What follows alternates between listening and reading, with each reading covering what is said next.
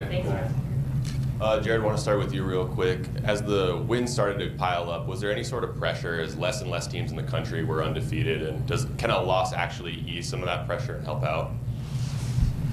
Yeah, we saw all the teams that were kind of down. I think that last, or right before we lost, there were 13, and then now, I don't know, maybe I think there's 8 or 9. But, I don't think it took too much of a toll on us.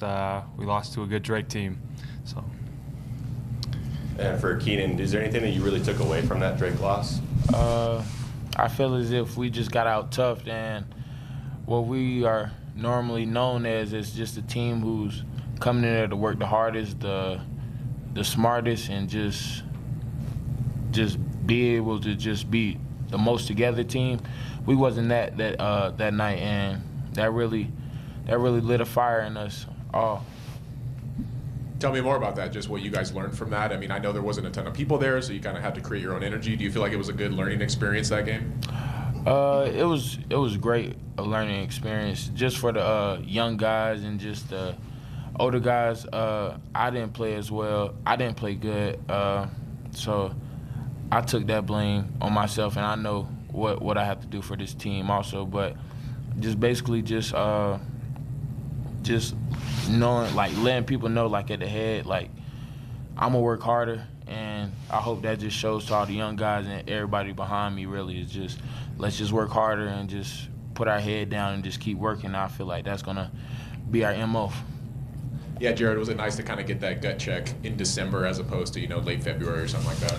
Yeah, Drake's a really good team, and we knew going into that game that they're a really good team. They have been, especially over the last couple of years. And Keenan mentioned it. They all toughed us, and it's going to be a learning lesson, but it's good. It gave not only us as players some film to look at, but I know for the coaching staff as well. There's plenty of things for us to work on, and then we see some of the flaws to improve on, so hopefully we can work on some of those things against Weber State tomorrow night.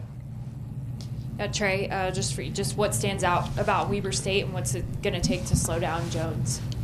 He's a really good player, and I've been watching film on him for the last couple of days, and I just think we're just going to have to go out there with our hard hats on and play tough and play together.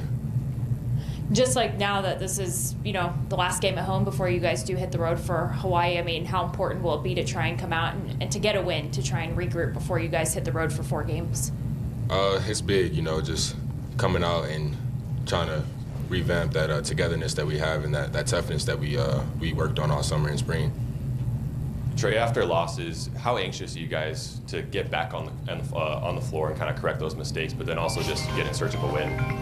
Very anxious. I think all of us feel like we left a lot out on the floor that night versus a good Drake team, and we're just really anxious to go out tomorrow night and try to get a win versus a good Weber State team.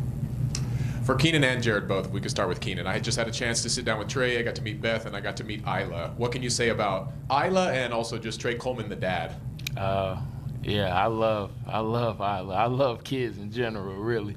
And Trey has grown as just as a man in these few years of me knowing him, really. I feel as if he's a good dad, great dad, great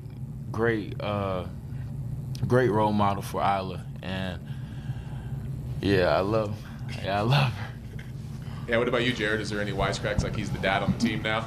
I mean, it's kind of funny, but our team's so old. I think all of us are, at a pretty old age. So, but it's been good. I know as a college student athlete, being able to balance like Trey, balancing school, balancing basketball, media, especially social media nowadays, with so many ups and downs, positives and negatives, being able to balance everything he has as well as with his daughter. He's doing a tremendous job, and still being able to do his job on the court on a consistent basis has been great.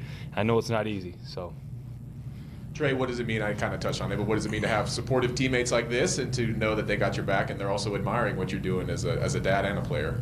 Like I said earlier, it's great. I couldn't ask for anything better. Anything I asked from them, they would do it for me, and I love that. For Jared, Keenan, all you guys, if you could just touch on Hunter, and he's obviously very smart, but just how he balances school and basketball at the same time, being in grad school. He does a really good job. You know, I'm in my grad program as well, so I know that, you know, it's not easy being able to balance being in a master's program as well as playing basketball at a high level. So I think he's doing a really good job, and, you know, especially on the court, he's been shooting the ball really well for us. So hopefully he can keep it going. Yeah, and Keenan, just what's it like having him on the team and knowing, you know, he can come off the bench and help give you guys a spark? Yeah, I really love playing with Hunter.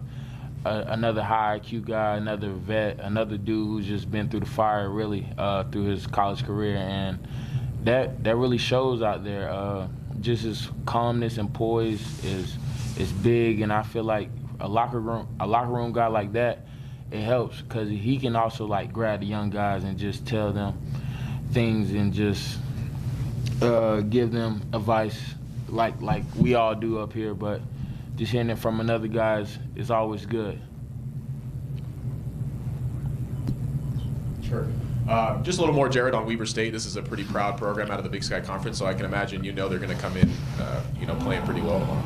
Yeah, you know, Weber State has already beaten St. Mary's on the road, so they're proving that they can beat teams, you know, at their own spot. So we know we got to come in and bring our game, and obviously Dylan Jones is a hell of a player, so we got to do our best to try to slow him down. You know, once again, they're a really good team, and we got to bring our game, hopefully bounce back after that Drake loss. So. Thank you, guys.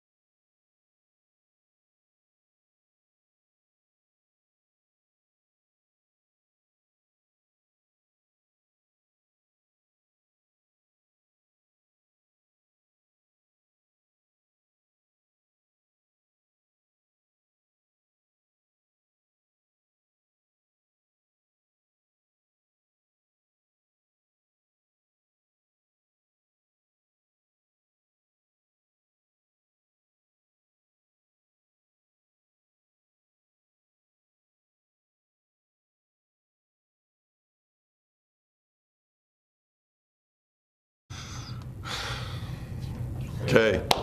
Questions? Let me know, you guys good? Yeah, we're good, Mike. Coach, what are you hoping you guys get back to tomorrow with Weber in town? Yeah, it's just it's a really good opportunity for us. You know, we've been playing good basketball. I didn't think we had a very good week.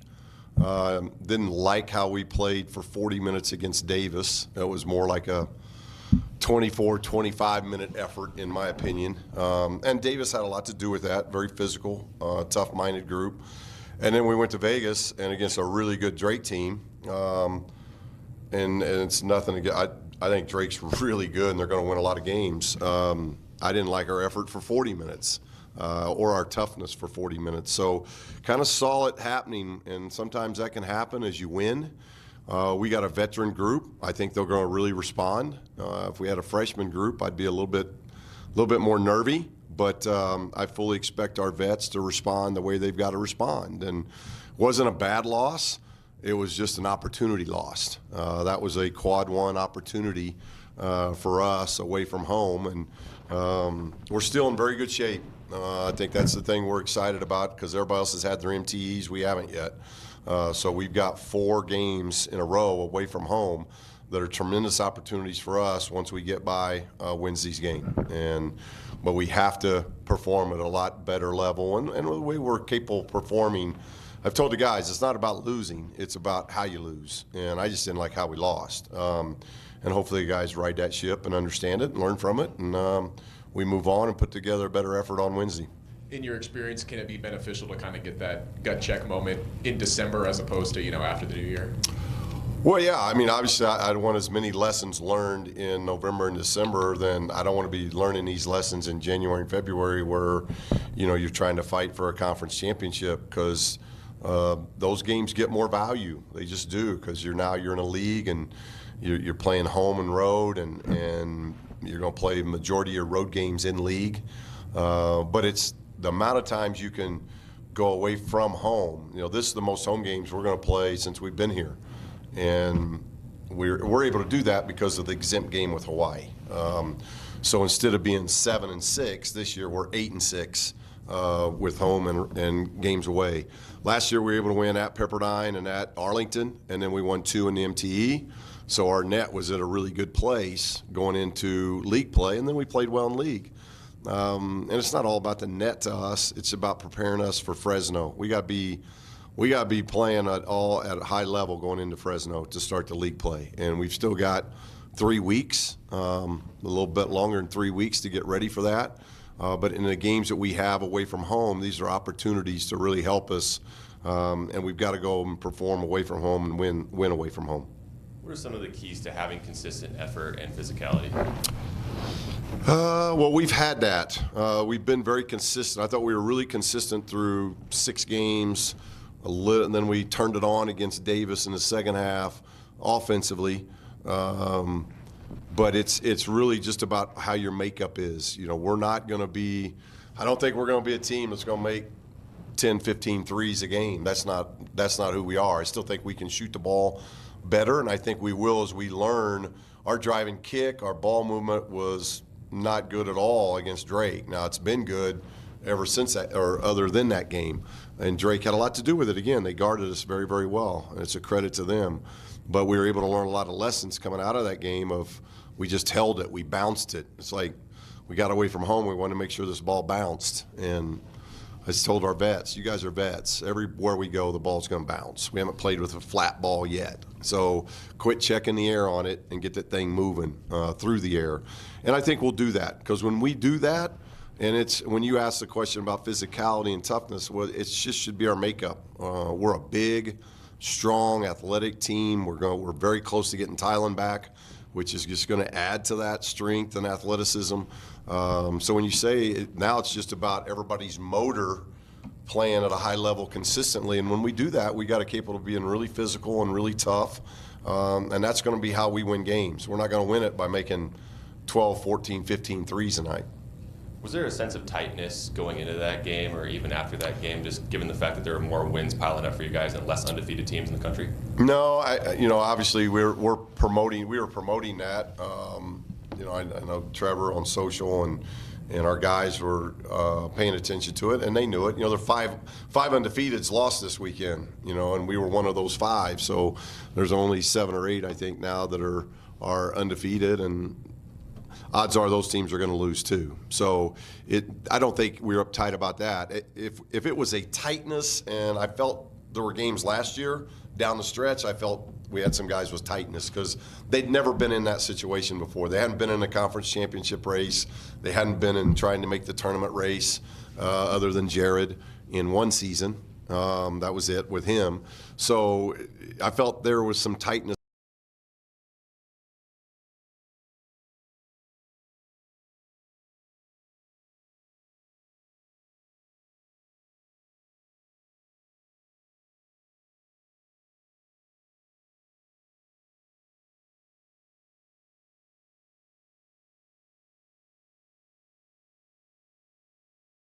And we tried to figure it out. We had a good team playing against us that has us down double figures.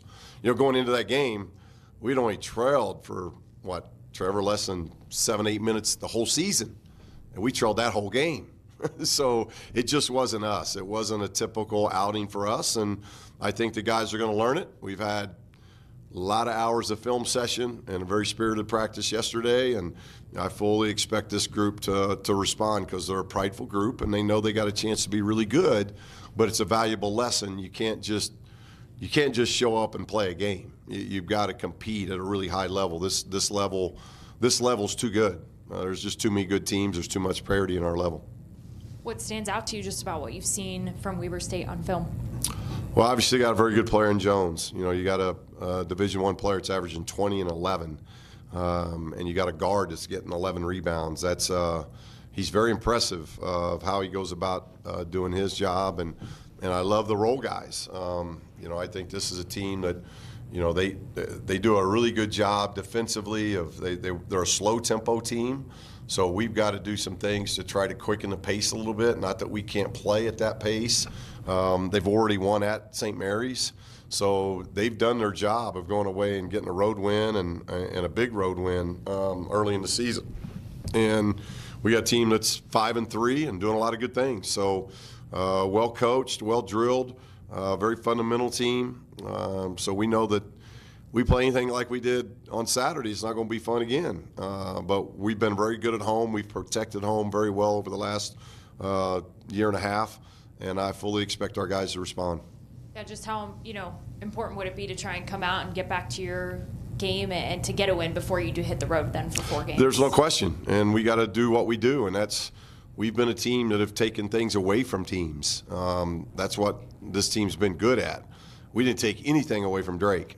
Drake was very comfortable. Drake was able to do everything that they wanted to do, in particular the second half. I thought our defense in the first half against Drake held us in the game. Very out of characteristic, 19 turnovers. That's not who we are.